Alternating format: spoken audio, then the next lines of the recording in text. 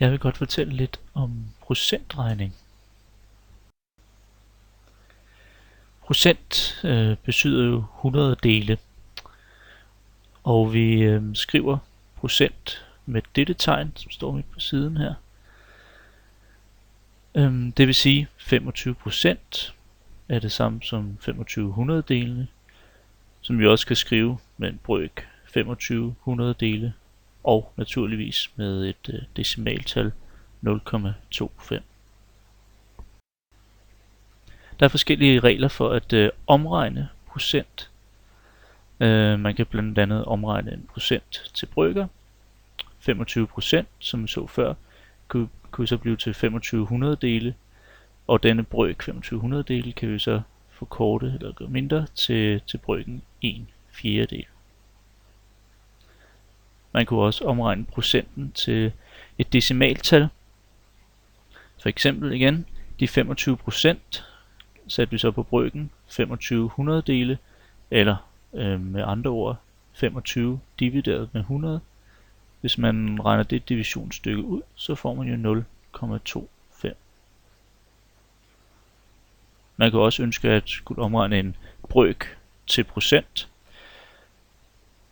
For eksempel kunne vi have brøken 5/20, som man så kunne forhøje til 25 dele, og det vil selvfølgelig sige 25%. Der findes naturligvis også forskellige regler for, hvordan man regner med procenter, altså procentregning. For eksempel kan man ønske at regne en procentdel ud, det vil sige for eksempel hvad er 25% af 40. Man kan også ønske at regne procenttallet ud, altså for eksempel hvor mange procent udgør 10 af 40.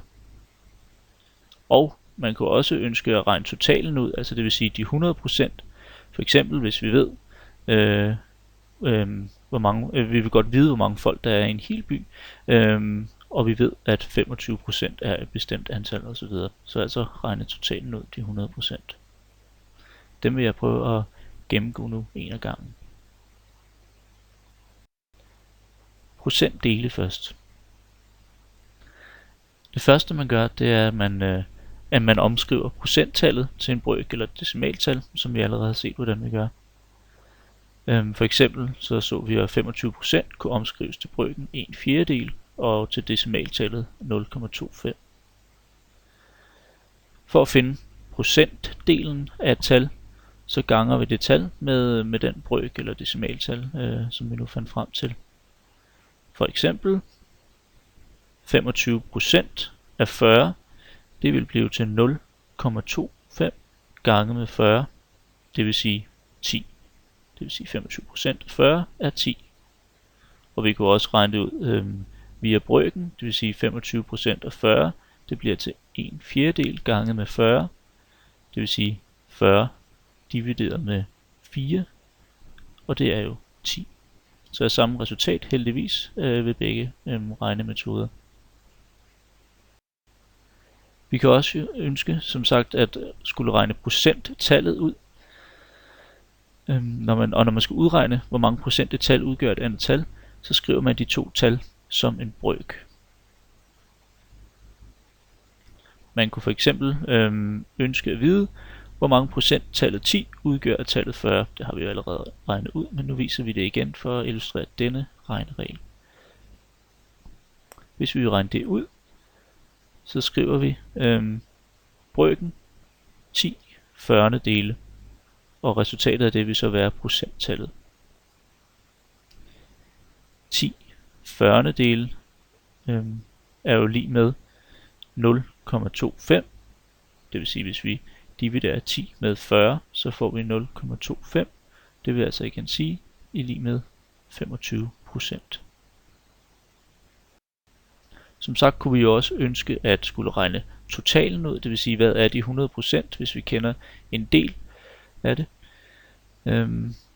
Vi kender procenttallet og procentdelen, og vi vil gerne vide hvad totalen er.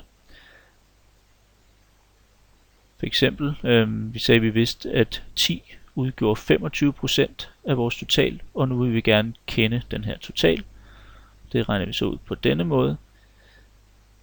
Vi siger 10 25. del gange med 100, fordi vi vil godt finde ud af hvad.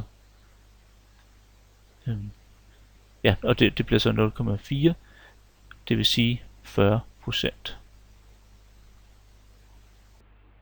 Hvis man skal komme med en logisk forklaring på, hvorfor vi gør sådan her, så er det selvfølgelig, at for at finde ud af, hvad 100% er, så kan det være en god idé at finde ud af, hvad 1% er. Og vi vidste jo, at 10, det var 25% af totalen. Så hvis vi dividerer 10 med 25, så finder vi ud af, hvad 1% er af totalen. Og så er der bare tilbage at gange den ene procent med 100, så finder vi ud af, hvad totalen er. Og det var altså 40% i dette tilfælde. Et væsentligt begreb at kunne i forhold til procentregning og procenter, det er begrebet procentpoint. Og det bruger man, når man taler om forskellen mellem to procenttal. Og det er meget vigtigt, at man ikke forveksler procentpoint med den procentvise forskel mellem to tal. Og lad mig komme med et eksempel. Hvis vi nu siger, at Dansk Folkepartis procent af stemmerne til et valg stiger fra 12% til 18%, så vil man sige, at der er en stigning på 6% point, fordi at der er forskellen på 12 og 18 er som bekendt 6.